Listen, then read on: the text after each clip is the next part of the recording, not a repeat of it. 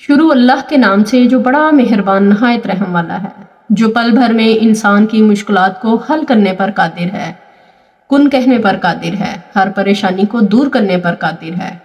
آج کی ویڈیو سورۃ کہف کے حوالے سے ہے۔ انشاءاللہ تعالی اس میں جو ایک لفظ ہے وَلْيَتَلَطَّفْ، اس کے حوالے سے آج کا وظیفہ ہے۔ آپ نے بہت توجہ سے، بہت غور سے اور ویڈیو کو اینڈ تک دیکھنا ہے۔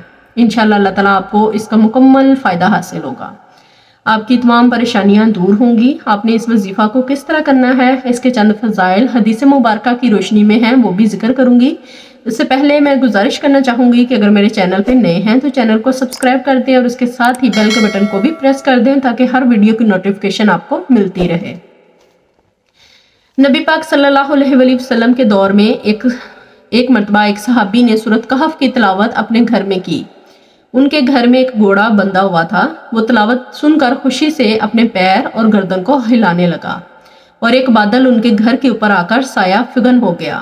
اس نے اس واقعے کا ذکر نبی کریم صلی اللہ علیہ وآلہ وسلم کی خدمت اقدس میں کیا تو حضور صلی اللہ علیہ وآلہ وسلم نے فرمایا کہ سورۃ کہف پڑھا کرو، کیونکہ یہ سورت سکینہ ہے، یعنی اس سے سکون ملتا ہے، اور یہ بذریعہ وحی قرآن مجید میں نازل ہوئی ہے۔ یہ بخاری کی حدیث ہے۔ نبی پاک صلی اللہ علیہ وآلہ وسلم نے فرمایا کہ جو سورۃ کہف کی ابتدائی 10 آیات کی تلاوت کرے گا وہ فتنہ دجال سے محفوظ رہے گا۔ اسی طرح سے نبی کریم صلی اللہ علیہ وآلہ وسلم کی ایک حدیث مبارکہ ذکر کی جاتی ہے کہ جو کوئی بھی سورۃ کہف کو پڑھتا ہے، اللہ تعالیٰ اس کے سر سے آسمان سے ایک نور پیدا فرماتے ہیں۔ جو شخص بھی اس کی تلاوت کرے گا، جہاں سے اس نے تلاوت کی اس جگہ سے بیت اللہ تک اس شخص کے لیے نور ہی نور ہوگا۔ اس کے علاوہ اگر آپ کے سر پہ قرض ہے، دشمن کی زبان بندی کرنا چاہتے ہیں، حفاظت حمل کے لیے اس سورت کو پڑھیں۔ غربت کے لیے 11 روز تک نماز عشاء کے بعد اگر آپ اس سورت کو پڑھتے ہیں تو انشاءاللہ اس سے غربت سے خلاصی ملے گی اور گھر میں خیر و برکت ہوگی۔ اگر حمل ضائع ہو جاتا ہے تو اس عورت کو چاہیے کہ 40 روز تک روزانہ نماز فجر کے بعد اس سورت کو پڑھے تو انشاءاللہ اس کا حمل محفوظ رہے گا۔ اسی طرح اگر کوئی عورت ایک مہینہ میں اس سورت کو ایک مرتبہ پڑھ کر پانی پر دم کر کے اپنے مکان کے چاروں کونوں پر چھڑکے تو مکان اسیب، بھوت، جنات اور شیاطین کے حملوں سے محفوظ رہے گا۔ اور اس سورت کو جس مقصد کے لیے پڑھیں گے تو اللہ تعالیٰ کی رحمت کو اپنے ساتھ پائیں گے انشاءاللہ۔ اللہ کی رحمت کا اشارہ کن کے ساتھ پورا ہوتا ہوا آپ دیکھیں گے انشاءاللہ۔ رضائے الہی کی نیت سے اگر آپ پڑھتے ہیں تو اللہ تعالیٰ آپ کے ایمان کی قوت میں بھی اضافہ فرماتے ہیں اور آپ کے دل کو بھی منور فرماتے ہیں۔ اب چلتے ہیں اس آیت کے اس لفظ کی طرف جو کہ 19ویں آیت کا ایک لفظ ہے وَلْيَتَلَطَّفْ۔ اگر آپ نے غور کیا ہو تو قرآن پاک میں یہ لفظ تھوڑا بڑا کر کے لکھا ہوتا ہے۔ اس لفظ پہ قرآن پاک کا درمیان آ جاتا ہے اور یہ لفظ پورے قرآن پاک کا خلاصہ ہے۔ آپ کو پتہ ہے اس لفظ کا ترجمہ کیا ہے؟ اس لفظ کا ترجمہ ہے نرمی سے بات کیا کرنا۔ جب اللہ تعالیٰ نے حضرت موسیٰ علیہ السلام کو فرعون کے پاس بھیجا تو تب بھی فرمایا کہ نرمی سے بات کرنا، شاید کہ وہ مان جائیں۔ اللہ تعالیٰ نے ایک طریقہ بتا دیا کہ اگر تم دنیا میں آئے ہو تو نرمی سے بات کرنا، گمنڈ یا تکبر نہ کرنا، اپنے معاملات کو ہمیشہ نرمی سے حل کرنا۔ آج کا وظیفہ نوٹ ڈاؤن کر لیجئے، جیسا کہ پیچھے بتایا کہ حمل کی حفاظت کے لیے فجر کے بعد، روزی کے لیے عشاء کے بعد اس سورت کو آپ لوگوں نے پڑھنا ہے۔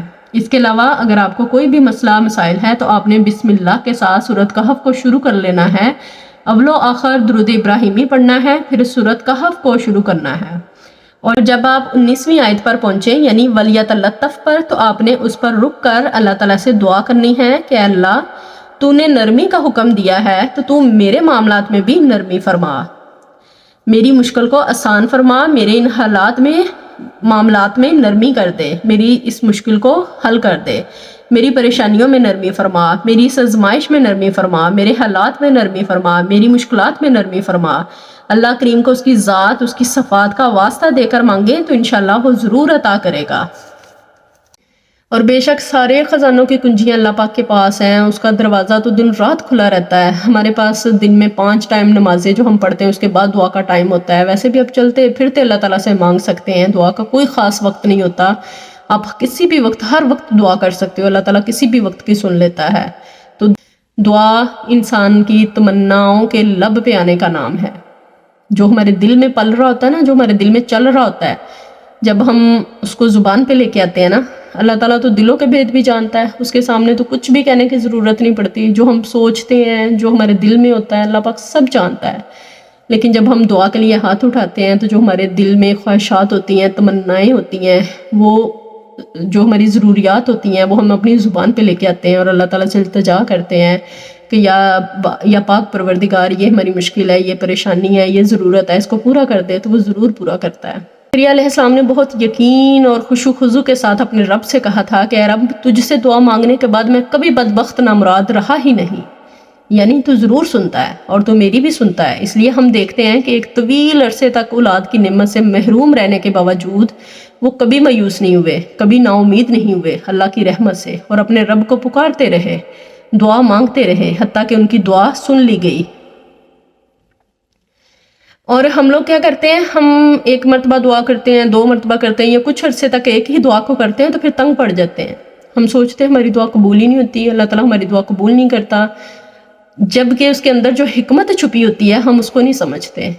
ہمارے حق میں جو اچھا نہیں ہوتا اللہ پاک اس کو کبھی بھی قبول نہیں کرتا، اور اگر انسان زیادہ ضد کرتا ہے تو بعض اوقات اللہ تعالیٰ اسے قبول کر کے دکھا دیتا ہے۔ اس کے پھر جو نقصانات ہوتے ہیں وہ جب ہم دیکھتے ہیں تو ہم کہتے ہیں یہ تو اچھا تھا، اللہ تعالیٰ ہماری یہ دعا نہ ہی قبول کرتا تو صحیح تھا۔ جب اللہ نہیں قبول کر رہا تھا تو تب بھی ہمیں چین نہیں تھا، جب اللہ نے قبول کر لی پھر اس کے نقصانات جو تھے وہ ہم نے دیکھے تو پھر ہمارے دل میں یہ بھی خیال آتا ہے کہ تب ٹھیک تھا۔ اس وجہ سے اللہ پاک جو ہمارے حق میں اچھا نہیں ہوتا اس دعا کو قبول نہیں کرتا جب تک وہ ہمارے حق میں بہتر نہ ہو جائے، کیونکہ وہ 70 ماؤں سے زیادہ پیار کرتا ہے اپنے بندوں سے۔ وہ کس طرح اپنے بندوں کو پریشانی یا مصیبت میں ڈال سکتا ہے؟ اللہ تعالیٰ یہ کبھی بھی نہیں کرتا۔ کوئی بھی وظیفہ کریں یقین کامل کے ساتھ کیا کریں، یقین کامل شرط اول ہے۔ امید کرتی ہوں آج کی ویڈیو آپ لوگوں کو بہت اچھی لگی ہوگی۔ ویڈیو کو لائک کر دیں، چینل کو سبسکرائب کر دیں اور اس کے ساتھ ہی بیل کے بٹن کو بھی پریس کر دیں تاکہ ہر ویڈیو نوٹیفیکیشن کی صورت میں آپ لوگوں تک پہنچتی رہے۔ جزاک اللہ خیرن، اپنا ڈھیر سارا خیال رکھیے گا، دعاؤں میں یاد رکھیے گا۔ اللہ حافظ۔